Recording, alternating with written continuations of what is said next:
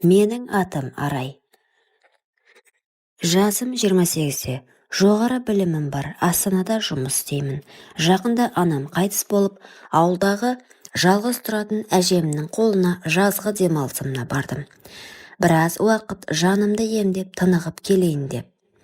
Бірақ ол ауыл маған тыныштық емес, керісінше тәніме от жаққан тосын сезімді сыйлады. Ол үйге сол күні кешке келді. Анамның туысқан інісі екен, шамамен 50-ге таяған. Қара костюм, сәл тершіп тұр, бірақ өз-өзіне сенімді. Даусы барқыттай, жүрісі баяу, салмақты. Бірақ ең қызығы оның жүрісімен қатар шалбарының ішіндегі әлдебір ауырлық көзге ұрып тұрды. Мен еріксіз төмен қарап қойдым. Сол сәтте жүрегім біртүрлі соға бастады. Біртүрлі тартылыс сезімі. Бейтаныс адам, бірақ мені іштен шымырлатып, бір тылсымға тартып бара жатқандай. Түн барлығы ұйқыда. Мен сыртқа шықтым. Ауылдың тыныштығы, жұлдыздар. Кенет артыма қарасам, ол тұр. Ұйықтап қалмадың ба, деді. Жоқ, көңіл күпті, дедім мен жай ғана. Ол маған жақындап келді. Қолында темекі шылымды тұтатып маған қарап тұр. Көздері терең, үнсіз, бәрін айтып тұрғандай. Сірә ол да бірдеңе сезіп тұр. Кешір, деді ол, күтпеген жерден.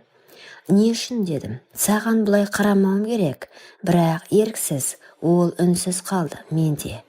Ол жақындап келіп шекемнен сипады. Тоқташы, дедім ақырын, бірақ денем қарсы емес еді. Қаласаң кетейін, деді. Қаламадым деп айтсам өтірік болар, дедім мен. Сол сәтте бір-бірімізді тым жақын тұрдық. Ауамыз араласып кетті. Оның демімен, денесінің иісінен әйелдік табиғатым оянып кеткендей. Екі бетім ду етіп жанды. Ол менің белімнен жай ғана ұстап, ішке кіріп кетті. Ештеңе болмады, бірақ сол түн менің ойымды бүлдіріп кетті. Келесі күні бәрі бұрынғыша сияқты еді. Бірақ мен емес, түнгі үнсіз жақындық. Оның белімнен ұстап, көзіме тік қарағаны бәрі әлі де жанымда тұрғандай. Таңғы ас үстінде өзімді сабырлы ұстауға тырыстым. Бірақ мен оның көзінен түнімен ұйықтамаған, іште буырқанған бір күйді көріп отырдым. Қант салайын ба шайыңа, дедім. 2 шай қасық, деді ол көзін тайдырмастан. Мен кесеге еңкейіп қан салып жатқанда, оның көзі менің арқамнан төмен сырғып беліме, одан ары тағы да сол жерге, тура сол түнгі ойларымыз ұласқан тұсқа түскенін сезіп тұрдым. Арай, деді кенет. Иә, сен қазір кетсең мен өкініп қаламын, бірақ қалсаң бұл ауыл сені кешірмейді. Мен кешірім үшін емес, шындық үшін өмір сүргім келеді, дедім жай ғана. Сөйтіп, орнымнан тұрдым да сыртқа беттедім. Бірақ ол менің соңымнан ерді. Кешке қарай бақшада жалғыз жүргенмін. Ол артыма келіп үнсіз тұрды.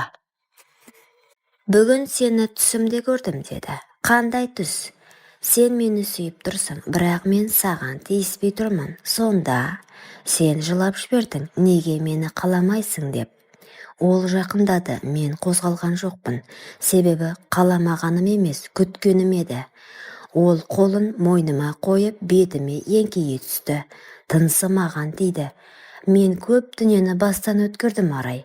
Бірақ дәл сен сияқты мені іштен қопарған әйел болмапты, деді.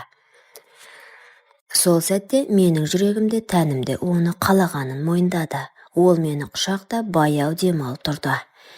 Жейдемнің түймесін ашпады, киімімді шешпеді, бірақ жылы алақаны белімде қозғала бастағанда ішімде тоқтаусыз толқын жүріп өткендей болды. Мынау, деді ол сәл шегініп. Не?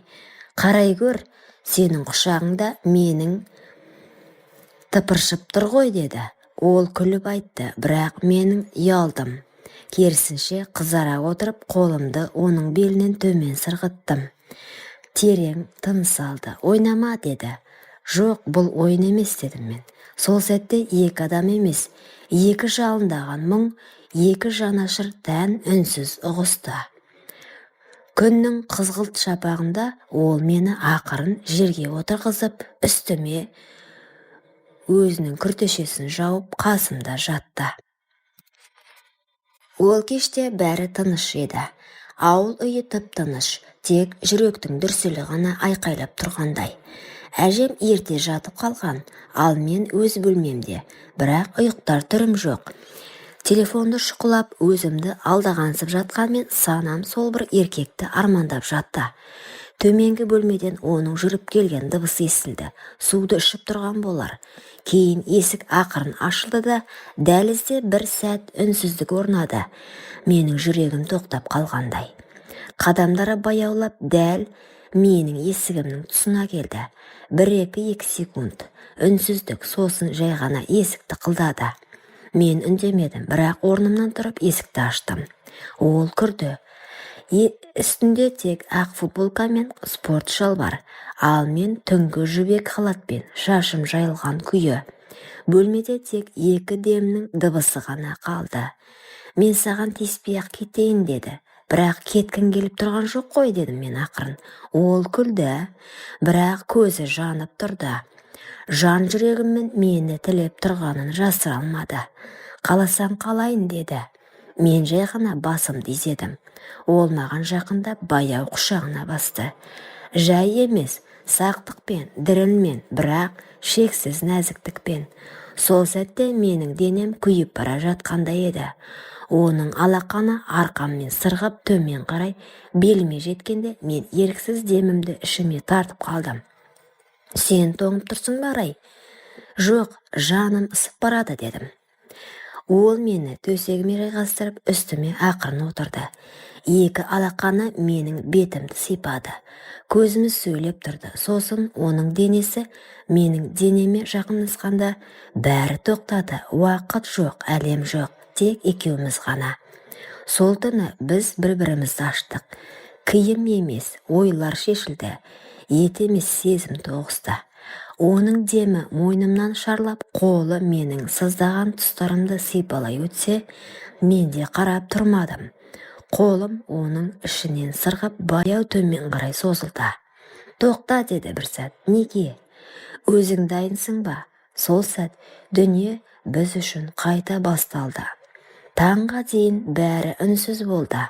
Бірақ үнсіздіктің ішінде аңырсыған дем, жанды шымырлатқан ыстық тиюлер, және ең соңында жастыққа аққан көз жасы да болды.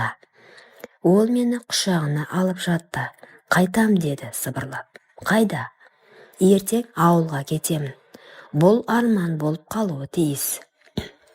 Мен үнсіз ғана оның дәу самайын ақырын ұстадым.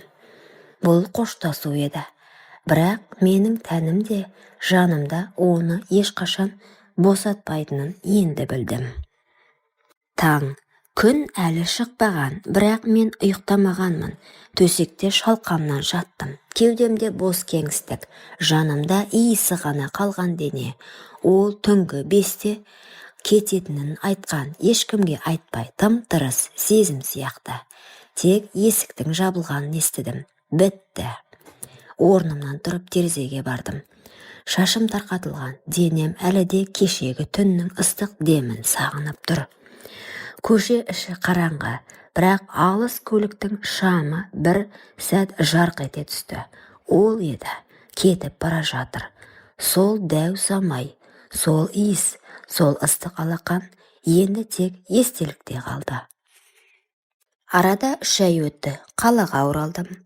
Жұмысқа кірістім. Сырт көзге күліп жүрген адамдаймын, бірақ ішкі әлемімде сол бір дәу сағыныш күнде тамырымды қырқып тұратын.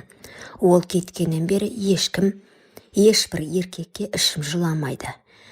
1-2 адаммен сөйлесіп көрдім, тіпті иістері де жат, демдері де суық. Мен ұмытпадым, тәнімде, иісімде оның иісін, демін, салмағын, баяу қозғалған сәтін күні бүгінге дейін сақтап жүрмін. Күндер жылжыды, тән ұмытты, жан жоқ. Ол түндер мен сол еркектің өткенің көлеңкесінде қалды. Сол сәтті қызуын сағынсам да жүрегім өзге жылуды іздей бастады. Бір күні жұмысқа асығып бара жатып, автобуста бір жігітпен қатар отырдым. Тым қарапайым, үстінде ескірген көк жейде. Алайда көзінде тыныштық бар. «Кешіріңіз, мына аялдамадан түсесіз бе?» деді. «Иә, түсемін. Онда мен де». «Қап, жаяу жүретін болдық қой екеуміз», деп күлдім. Бұлай басталды бәрі. Ол мені шақырған жоқ, құшақтамады, тек тыңдады. Тек жанымдағы ауыр жүкті үнсіз бөлісті. Апта сайынғы кездесулер әдетке айналды. Енді мені құмарлық емес, сенім баурап алды. Бір күні ол қолымнан ұстап тұрып, мен сені тәніммен емес, тағдырыммен жақсы көргім келеді», деді. Сол сәтте мен көзімнен жас шығып, жай ғана «Мен дайынмын, өзімді енді ғана тауып жатырмын», дедім. Бүгінде мен анамын, иә, біреудің жарымын. Бір кездері тән қызығына алданғаныма ұяламын. Бірақ мен сол арқылы өзімнің шын әйелдік болмысымды таныдым. Жан рахаты тән ләззатына емес, түсінік пен құрметке негізделеді екен. Бүгінде менің күйеуім дәл сол қарапайым жігіт. Ол жатын бөлмеде керемет болмағанымен, бірақ махаббаты алыптай. Әжем маған соңғы рет алақанын жайып ақ батасын беріп еді. «Қызым, өз бақытыңды тап» дегені әлі күнге дейін жаңғырып тұрады құлағымда. Сол бата бергеннен бері мен де өткеннің елесін артқа тастап, жаңа өмірге қадам бастым. Бұрынғы еркекті ойламайтын болдым. Оның жылтырақ өмірі мен жалған сезімі көңілімнен өшті. Әжемнің батасы қабыл болды. Мен енді расымен бақыттымын. Себебі мен бақытты төсектен емес, түсіністіктен, жан тыныштығынан, көзге көрінбейтін шынайы мейірден таптым. Құрметті оқырман, өмірден алынған шынайы оқиғалар ұнап жатса, лайк, комментарий жазып қолдап кетіңіздер. Арнама тіркелуді ұмытпаңыздар.